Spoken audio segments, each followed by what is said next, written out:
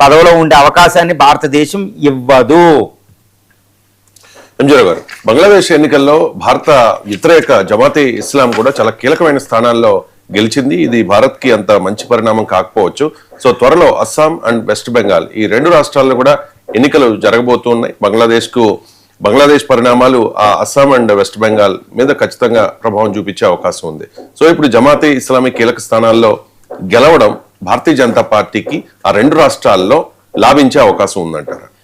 అంటే ఇప్పుడు బంగ్లాదేశ్ లో జరిగిన ఎన్నికలు అనేవి భారతదేశంలో వెస్ట్ బెంగాల్, అస్సాం గుర్తుపెట్టుకోవాలి. బంగ్లాదేశ్ తో భారతదేశంలో 5 రాష్ట్రాలు షేర్ చేసుకుంటున్నాయి. అందులో ముఖ్యంగా వెస్ట్ బెంగాలే సగం, అంటే 2200 కిలోమీటర్లు బోర్డర్ని షేర్ చేసుకుంటుంది వెస్ట్ బెంగాల్.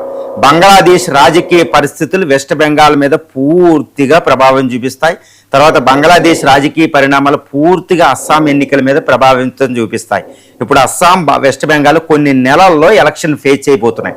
అక్కడ బీజేపీకి, కాంగ్రెస్కి, అంటే వెస్ట్ బెంగాల్లో బీజేపీకి తృణమూల్ కాంగ్రెస్ అధినేత మమతా బెనర్జీకి తీవ్రమైన పోటీ ఉంది. మనకు తెలిసి అది దేశ రాజకీయాలను శాసించబోతుంది వెస్ట్ బెంగాల్ ఎలక్షన్.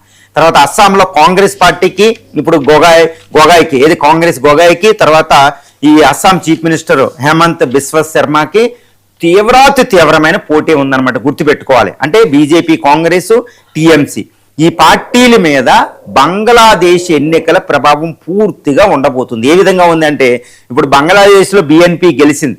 అది భారత్ అనుకూలమా కాదా అని చెప్పలేని పరిస్థితి ఇప్పుడే. కాకపోతే ఇక్కడ బంగ్లాదేశ్లో ఒక పరిస్థితి మమతా బెనర్జీకి ఎగ్నిస్ట్గా మారబోతుంది. బంగ్లాదేశ్లో ఒక పరిస్థితి అక్కడ అస్సాంలో కాంగ్రెస్ పరిస్థితిని దెబ్బతీస్తుంది. అంటే ఏంటి, వెస్ట్ బెంగాల్, అస్సాంలో బీజేపీకి అవకాశాలు పెరిగిపోయినాయి అనమాట ఓటింగ్లో. ఎందుకంటే ఇప్పుడు బంగ్లాదేశ్లో 299 సీట్లకు గాను బీఎన్పీకి అధికారంలోకి 212 సీట్లతో అధికారంలోకి వచ్చింది.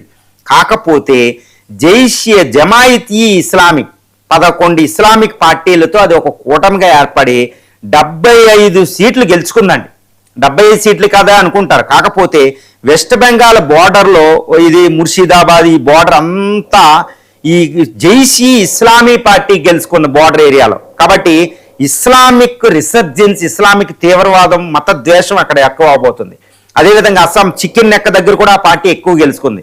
అస్సాం బోర్డర్లో కూడా ఆ పార్టీ ఎక్కువ గెలుచుకుంది. కాబట్టి భారత బోర్డర్తో ఉన్న ఏరియాల కాన్స్టిట్యుయెన్సీస్లో జమాయితీ ఇస్లామీ పార్టీ గెలిచింది. ఇది వెస్ట్ బెంగాల్ తర్వాత అస్సాం ఏరియాల్లో ఇస్లామిక్ హిందువుల మధ్య పోలరైజేషన్కి దారి తీయొచ్చు, గుర్తుపెట్టుకోవాలి. భారతదేశంలో బీజేపీ ఓట్లు పాలిటిక్స్ ఎలా ఉంటుంది, హిందూ ఓట్ బ్యాంక్ మీద కన్సాలిడేట్ చేసుకుంటుంది. ఇప్పుడు వెస్ట్ బెంగాల్లో 27% ముస్లిం ఓట్ బ్యాంక్ ఉంది. తర్వాత అస్సాంలో 40% వరకే ఈ ముస్లిం ఓట్ బ్యాంక్ ఉందండి, గుర్తుపెట్టుకోవాలి, చాలా ఎక్కువగా ఉంటుంది. బట్ బంగ్లాదేశ్లో ఇస్లామీకీకరణ జరిగి జమాయితీ ఇస్లామీ అది ఎక్కువ ఓట్లు గెలుచుకుని పాలిటిక్స్లోకి వచ్చి స్టూడెంట్ సపోర్ట్తో బంగ్లాదేశ్ బోర్డర్లో ఈ డిస్టర్బెన్స్ చేస్తే అది బీజేపీ ఏంటంటే పోలరైజేషన్కి వాడుకుంటుంది. దానివల్ల హిందూ ఓట్ బ్యాంక్ కన్సాలిడేట్ అవుద్ది. తర్వాత అస్సాంలో కూడా హిందూ ఓట్ బ్యాంక్ కన్సాలిడేట్ అవుద్ది. మెజారిటీ ఉంటారు కాబట్టి బీజేపీ ఎలక్షన్ వచ్చేస్తాయి.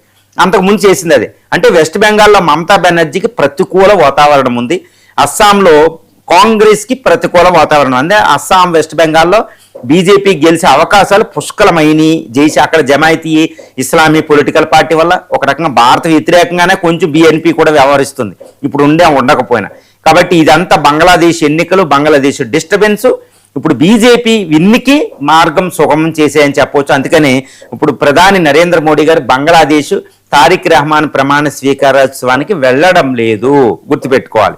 తర్వాత మమతా బెనర్జీ కూడా చాలా తటస్థంగా, చాలా జాగ్రత్తగా వ్యవహరిస్తుంది బంగ్లాదేశ్ పరిణామాలకు సంబంధించి. అక్కడ హిందువుల మీద అటాక్ జరిగినప్పుడు బీజేపీ రాష్ట్ర అధ్యక్షుడు అక్కడికి వెళ్ళడం జరిగింది. మమతా బెనర్జీ చాలా లోకీలో మెయింటైన్ చేసింది. ఎందుకు, హిందువులతో తరపున మాట్లాడినా, ఇస్లాం తరపున మాట్లాడినా ఇప్పుడు ఓట్ బ్యాంక్ డిస్టర్బ్ అవుద్ది. తర్వాత అస్సాంలో చూడండి, తర్వాత బిశ్వాస్ ఆయన ఎప్పుడు కూడా బంగ్లాదేశ్కి వ్యతిరేకంగా మాట్లాడతారు. చికెన్ నెక్క వీటిలో అటాక్ చేయాలి ఇదంతా అని.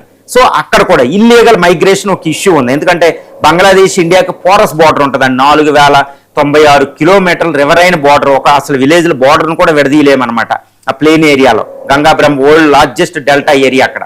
కాబట్టి ఇల్లీగల్ మైగ్రేషన్ చాలా ఎక్కువ జరుగుతూ ఉంటుంది. ఈ ఇల్లీగల్ మైగ్రేషన్ ఇండియాలో అక్కడ ఇంబ్యాలెన్స్ వస్తుంది, ఏదో అన్ఎంప్లాయ్మెంట్ ఎక్కువ అవడానికి ఎలాంటి పరిస్థితులు.